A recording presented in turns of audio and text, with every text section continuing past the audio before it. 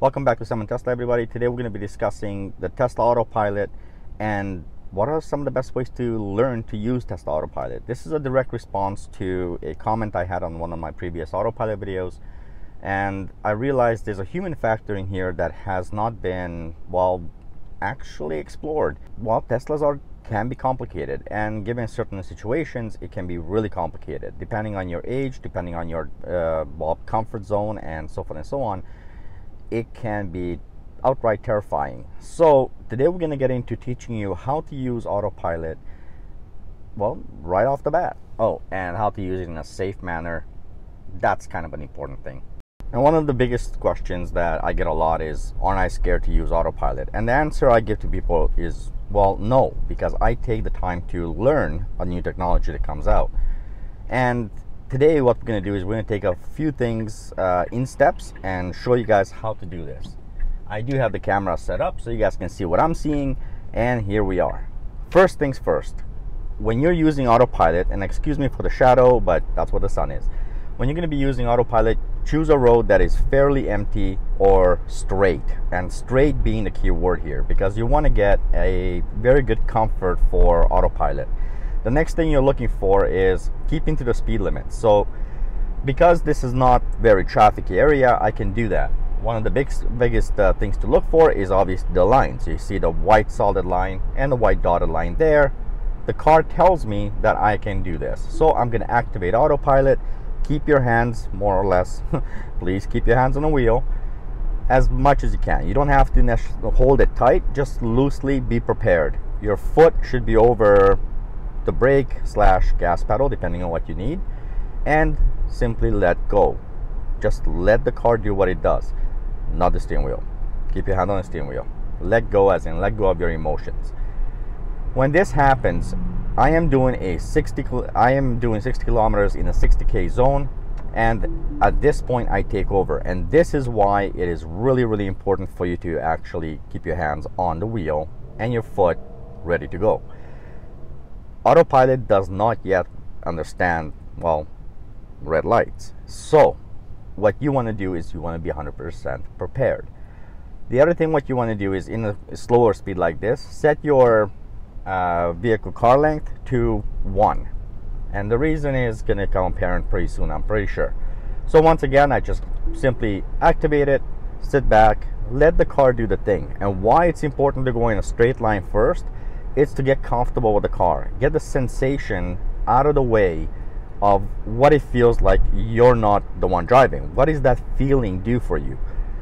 If you do this long enough, you're going to start realizing that you're not really bothered by the fact that the car is doing the driving. You're simply a passenger in your car.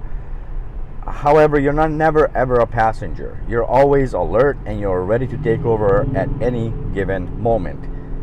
I'm doing the speed limit, and this is really important here because there's very little traffic in the vastness of things.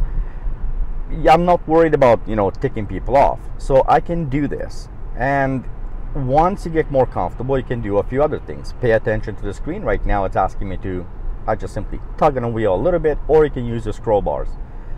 A great example of following speed limits, and this has come up before in a previous video, is I can hold up other people. In a road where they have an easy access to pass, well, I can't really hold up people. I have no reason to. So they can pass me if they so choose to. The vehicle, when it gets to curves like this, don't panic, just pay attention. And when it gets to a vehicle in front of you, as you can see, it will stop. It will slow down for you. Naturally, what you do want to do is let the vehicle do as much of the work as possible without you taking over and without you interfering.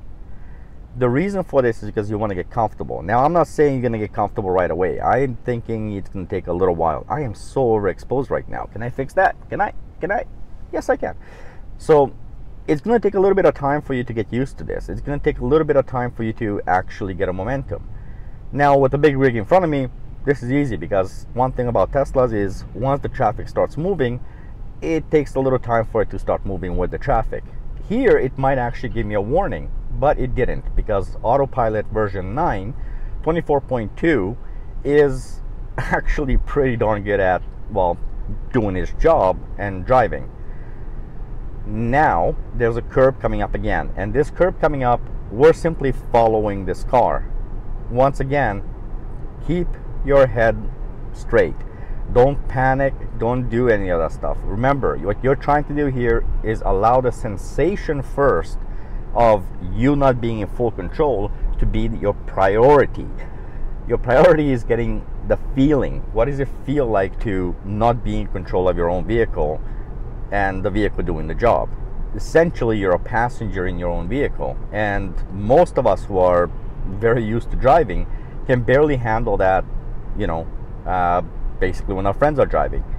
When you get really comfortable with this though, you can always increase the speed. So let's say I'm going to increase it so it keeps up with traffic. I'm going to increase it to 70 kilometers an hour in a 60 zone. The truck is pulling away from me. I don't want to hold up people. But remember, this is once you get really comfortable. Practice, practice, practice. Get the sensation out of the way first. Now with a nice curb, I am keeping my hand more or less on the wheel. As you can see, the car slows down based on either the turn and or the vehicle ahead of us. I have no hesitation. I know what the car is going to do next. And this is because, once again, the sensation I'm very comfortable with. The feeling of what the car is going to do I'm very comfortable with. And I understand where the car's limitations lie. And the reason for that is because, again, I practice this. So as you can see, now since I've been talking to you, I've really taken over once. I've taken over during a red light. The rest of the time, the car is doing the driving. These little curves, slight curves at lower speeds, are very, very important to get used to. That sensation, that feeling you get, it's extremely important. Let me see if I can clean that windshield for you guys. So you can see that although I have my max speed set to 70 kilometers an hour, the car is only doing 65 because the truck ahead of me is also doing 65. So we're simply following traffic. This is really, really important. However, what you do want to think about is what happens if that truck slams on the brakes. Now, if you feel this is too close, simply, well, put 2 car lengths between them. So set your car length. As you guys can see, we're slowing down a little bit and distance just a little bit more. Is there a problem with that? No. Once again, whatever you feel the most comfortable with. And this absolutely should be the very, very first thing you do in terms of practice. Find a road that is simple to drive on with very little speed, and adapt your feeling, your sensation, your head around idea you're not driving. I have a lot of people that tell me on previous videos, they commented, keep my hands on the wheel. Well, once you become pretty darn good at this, you can kind of relax that mentality just a tiny bit. I am not saying by any means that you should. What I'm saying is you can. All right, so we got this covered. Let's recap just a little bit before we get into the next part, and that is, number 1, find yourself a road that is reasonably empty and easy to drive on, more or less straight with the slightest amount of curbs. If you have to drive that road first yourself, making sure that's what's going on, perfect. Go ahead and do it. Remember, practice makes perfect. It really does. The next question I have a lot is, well, how about lane changes?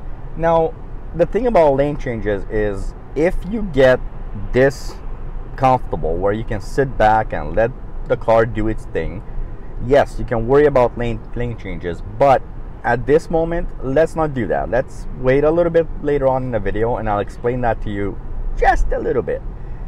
So with you going off with the flow of traffic, you're really not doing much. It's one of the great things about this car. As vloggers, we can actually vlog because, well, we're not concentrating so much on doing all the little things that the computer currently is able to do. It doesn't mean we're not paying attention. It just means that we are less burdened, I think, in many ways. On long trips, this becomes very, very handy. Remember, give it a little tug or use the scroll wheel just to get the nagging part done. That nag is there for a purpose. It's just to make sure you're still, well, breathing. That's it. You're still attentive, you're still alive, you're still paying attention to the road. Ultimately, you are still the driver. So this is pretty straightforward. This is pretty easy. I'm pretty sure you guys can, please leave me a comment. Is step 1 an easy step to do? I'm pretty sure most of you guys will say yes. Now, as you guys can see, that we are going into a curve, and this is a reasonably long curve. The Autopilot has zero issues with long curves like these. In fact, I found that it's pretty easy for Autopilot to deal with this. It's not complicated for it. And I've never once had an issue with long curves like this. Hopefully we're gonna get somebody who's gonna try and sneak between me and the truck, but obviously I cannot control everyone else what they're doing, so we will probably just have to wait for something like that to eventually happen during this video. If not, hopefully a follow-up video. So let's say we are very comfortable with this. Let's say your sensation, you're starting to feel very comfortable behind the wheel with it being on autopilot. If this is the case, well, up it. Jump it up a little bit. So now we are on 80 zone. We're gonna put it up to 90, 10 kilometers over, and watch what happens. Once again, the car just simply catches up to the 90 kilometer an hour limit that I set, catches up to the truck a little bit, keeps the distance. That's funny when people look at you funny. Keeps the distance, and there we are. That's it. This is all there is to Autopilot on the most basic version of it. It's not that difficult. Again, the hardest part is the sensation. So let's get into number 2. Number 2 is not being worried about curves, not being worried about passing other vehicles. So that involves more than likely, well, a change of lanes. So I'm going to clean the window one more time here because there's a lot of dirt on the window. So that involves changing your lane. Changing the lane is not as difficult as you might think. By the way, this is a really good example. What happens when the car moves out of the way? We're going to reduce the speed to 80 kilometers an hour. Well, we should be reducing it to 70, but let's put it to 80. 75 is fine. So the vehicle moved out of the way. We're going to up it to 80, and now this is exactly what I was talking about. Number 2, going beside the bigger vehicle and having trust, having faith in your car and the Autopilot that it's not going to slide over and hit that car. That would make for a bad day. Wow, it is very foggy right now. Don't worry too much about merges. So merges you can always take over. Remember, taking over is extremely easy. Canceling out Autopilot is very, very easy. What you're trying to get comfortable with is, well, not doing that. Getting the feeling, the sensation into your body saying, I can do this. I know the car can do this. So changing lanes is pretty simple. I don't have anybody behind me currently. I have nobody in front of me up from the looks of it. At least as far as I can see. So all we're going to do is we're going to tell the car to signal. Basically, we want to go over to the left lane. So I signal, the car checks everything and simply switches over. Voila. That's it. That's all there is to it. What does this mean to you? This means that it's really not as difficult as it looks or as it seems. So let's change back to this lane. There is a big rig behind me, and I'm pretty sure he's wondering why am I switching between lanes so much. So much. I did it twice. Come on. So once again, see, curb. Let the car do its thing. Now, this is very important. This is why you always have to pay attention. Look at this red light. I took over and I come to a stop. I hope up to this point you guys are understanding what I'm trying to say. So we're gonna do this a little bit different. We're gonna pump it up a little bit. So now what we're gonna do is we're gonna go into a little bit more of a traffic area. Oh, by the way, this is a really good example. Let's put Autopilot on. As you guys can see, this lane is ending. This is a perfect opportunity to show you what happens. Nothing. Now the car gives me a little bit of a beep just because there's too much of the lane was too wide, so it kind of gives me a little bit of a heads up. In some cases, the auto steer will be limited to a certain speed. This is because currently the cameras are not being used on the autopilot to determine the speed, but rather it's GPS based. So whatever the GPS says the speed limit is, that's what the car knows. But it's not wrong. It's 60. I'm doing 65, so we're all good. Wonderful, wonderful drive. And being on autopilot is just an amazing feeling. And I know many of you guys want to be on autopilot, but using it safely. We've done all this. Let's move on to another quick step, because otherwise this video will be dramatically long. And that is what happens once we hit a highway and, well, you have more cars to deal with, you have more speed to deal with. That is really, really important. And this guy's not going to cut me off. Yay! People are notorious for cutting everybody off. But the car would have reacted. I would have reacted.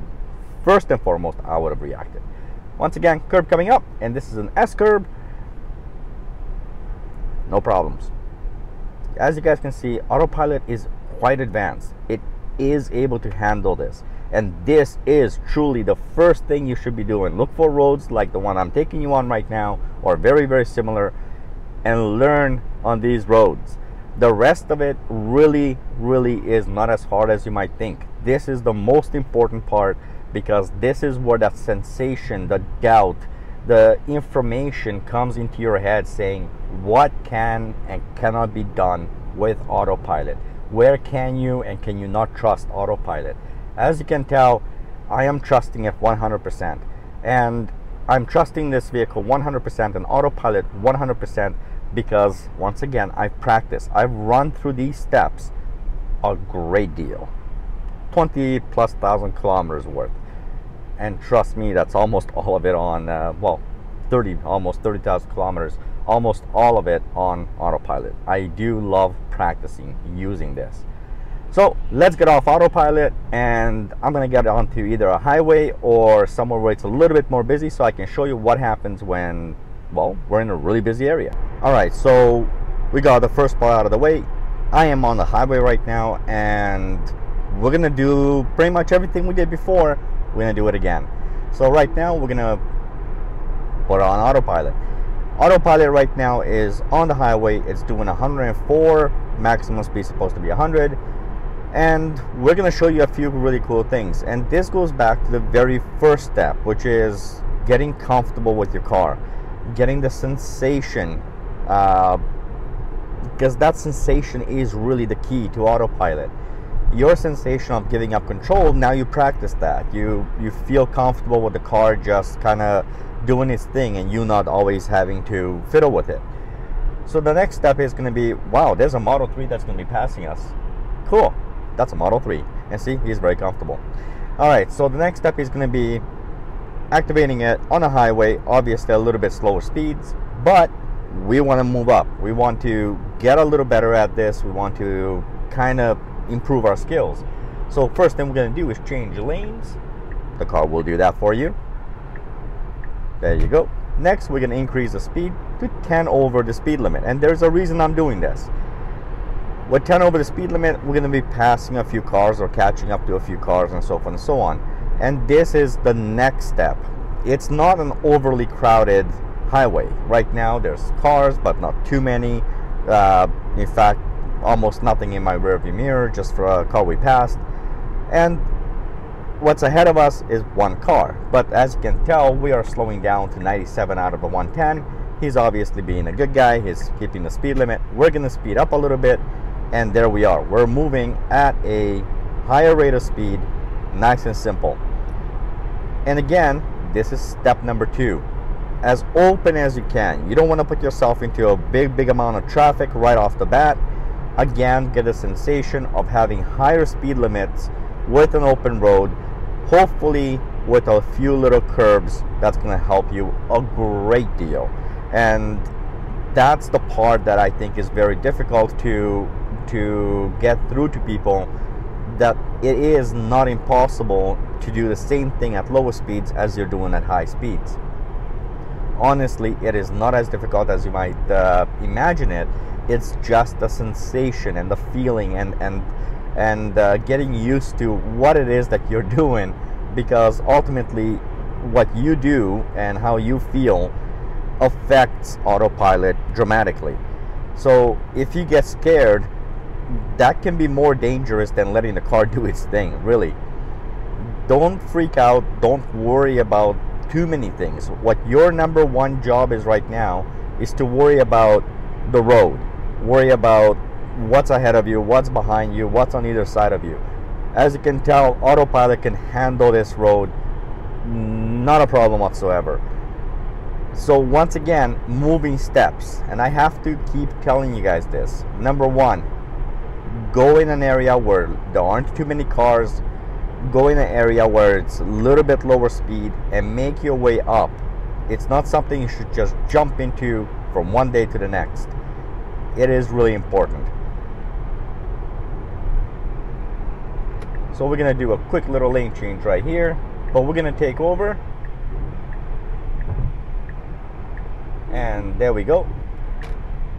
And the reason we did that is because we wanted to move over. See, this is again where you have to know your limitations. I happen to know the limitations of this car. I know that the lane changes takes time, and especially on highways, a higher rate of speed, you don't always have the time to do this. So now we're going to enter a little bit more traffic area and we're off the highway. And this is very, very important because, well, this system is meant to be used on a highway or freeways. It's not necessarily meant to be used on city streets or, well, more or less the city streets. So why am I doing that then? Well, this is a really good place to show you the very next step. Once again, getting comfortable. This is almost, well, it's identical. See, it's not going to let me do autopilot. It is very identical to the very first place I showed you. So now, once again, I have autopilot activated. As you can see, it's just following the road. That car coming out, not an issue. But what we do want to do is we want to switch over. So we'll take over quickly simply by doing what we would normally do. We push the brake, we put the signal on, everything's clear to go, and now we turn. And again, let's turn onto this lane. I couldn't decide which lane to turn onto, but here we go. See? It's not coming up. It has to read it. It read it. It's all good to go. And there we are. We are on autopilot in the city. And again, this is technically not what it was designed to do, but it can do this. And that's where the important part of all of this comes in, is the fact that the car can.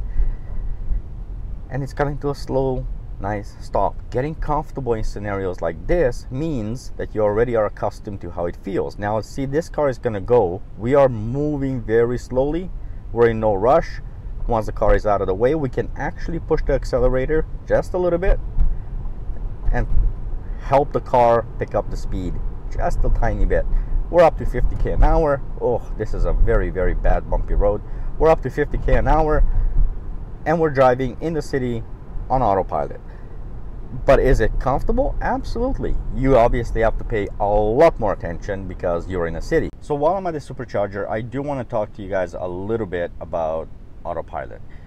One of the most important parts is for you to understand that it's all about how you feel and how much you know and how much you understand. Autopilot is not difficult to use if you understand its limitations, if you understand its capabilities, and if you understand how to use it properly. Using it in the city, you can. It's not impossible. It's not advised though. And the main reason I don't advise it is because there are too many variables. And compared to just driving on a highway where more or less pretty much every car is moving the same way, unless you find out one guy, you're not going to have a problem.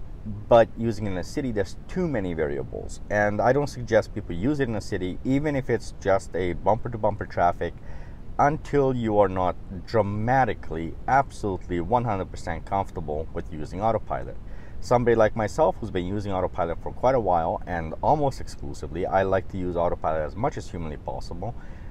I get used to it and I know the limitations and I learn. I understand that for many people it is very, very difficult. It is very hard to wrap their heads around what autopilot is doing. For many, many people, the hardest part about this is adaptation. To adapt to a new technology, to a new form, a new way of doing something is very, very difficult.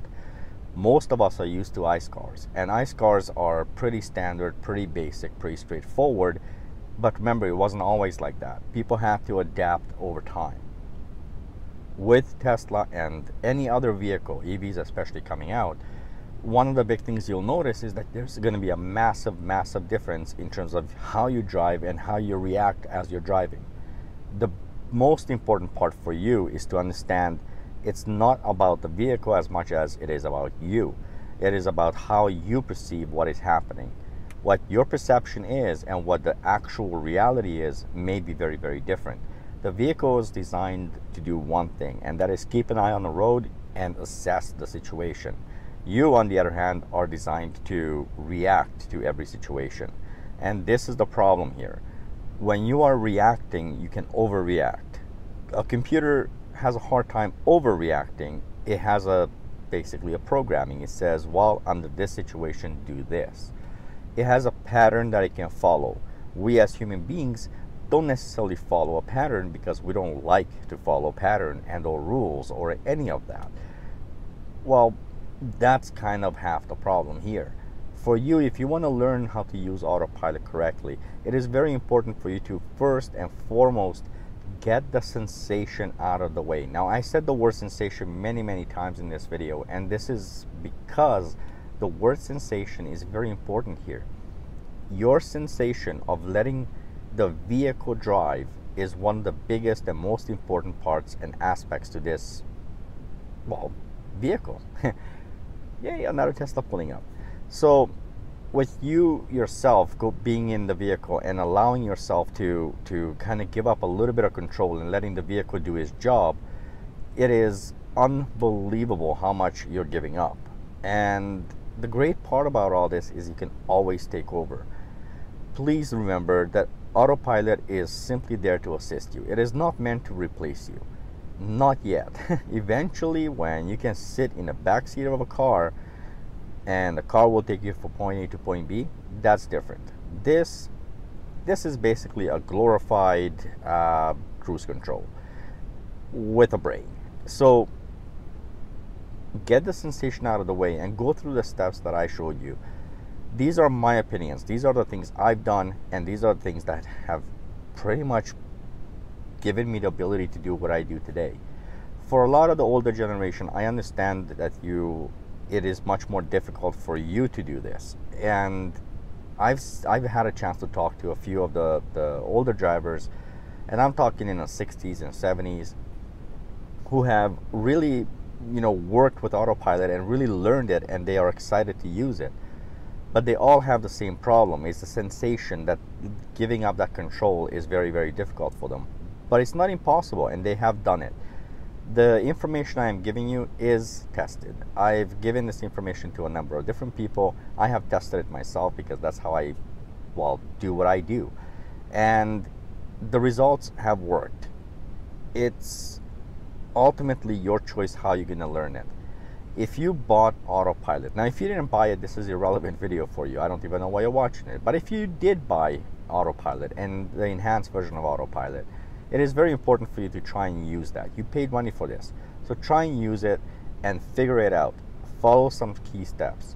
Remember that ultimately you are still the driver. Now, one thing I didn't show you guys in this video has to do with drive-by-nav. Drive-by-nav is not yet available in Canada, although I have the new version, version 9.24.2.